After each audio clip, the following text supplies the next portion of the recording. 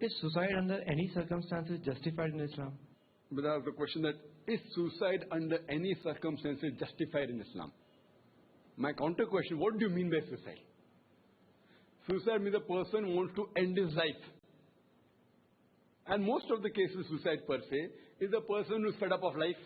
He has got so many problems. He doesn't have money, or he's got a loss of business, whatever, and then he ends his life. This is haram in Islam. Ending your life purposely because of troubles in this world is haram. But on the other hand, you say that I want to fight for the haqq. When Muhammad sallallahu alaihi wasallam, the enemies who fought against the Prophet, and you say, I'm going, we know that we are a small number. We are 300, they are 1,000, 3 times more. The chance of us surviving is little.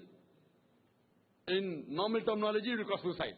So that time, fine, I want to fight for the haqq. And while doing that, I'm ready to die. That's a different question. So you'll become a martyr. The question of suicide per se, you should define what does it mean. And I know that your reference may be in context to suicide bombing. Correct?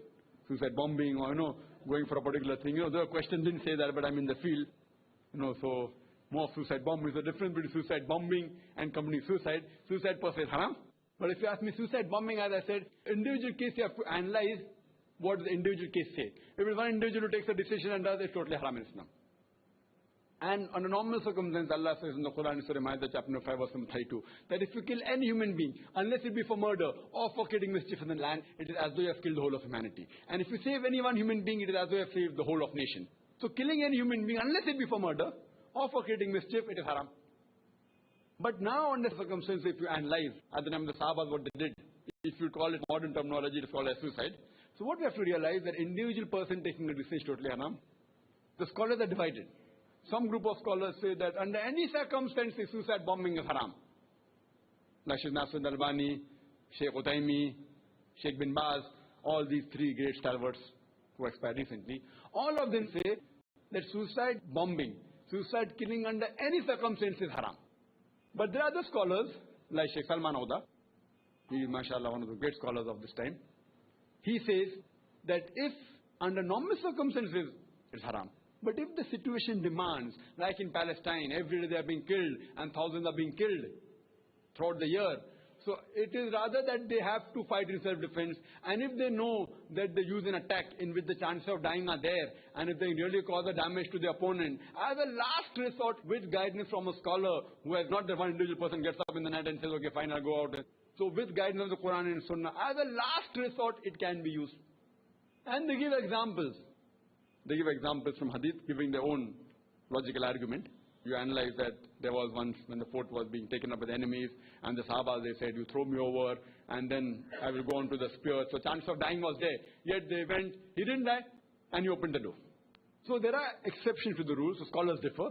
One group of scholars says totally haram under any circumstances. Some scholars say as a last resort, if it's done with guidance. There's no other alternative. Because the person doesn't want to end his life.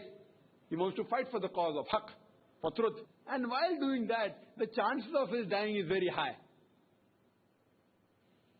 And I know that one person was arguing with me a lot. One other person, one guy, he told me under any circumstances it's haram. So I asked him a question. Now suppose there is someone who comes to attack the Prophet. Hypothetical. And if you are present in between, and you come in between the crossfire, he's fighting. You know that if you jump in between, you're going to die. But while dying, you save the Prophet. Will you jump? Of course I'll jump. But that's suicide. But it's haram. For the Prophet, I'll do it. But now you're saying suicide is haram, then how come you come in between? And there are various other options. No, but then he changed. He said, no. The people who are good in arguing, they change. No, but there, the trigger wasn't pulled by him. Trigger was pulled by somebody else. What I'm telling, if the trigger is pulled by the person himself, then it is haram. Here the trigger is pulled by the enemy. Suppose there's a person who's very good, hefty, etc. He's there. He wants to kill the Prophet. And you come in between. And you catch his hand. And now what happens? That the gun is turned.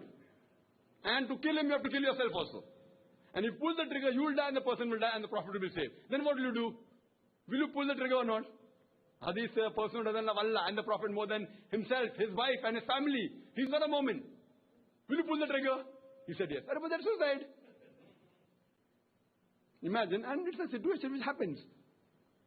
It can happen, not that it is vague. You are there and if you pull the trigger, you will die and you are pulling the trigger. You're killing yourself and killing him. And the Prophet will be saved. So, I do agree with Sheikh Salman Oda.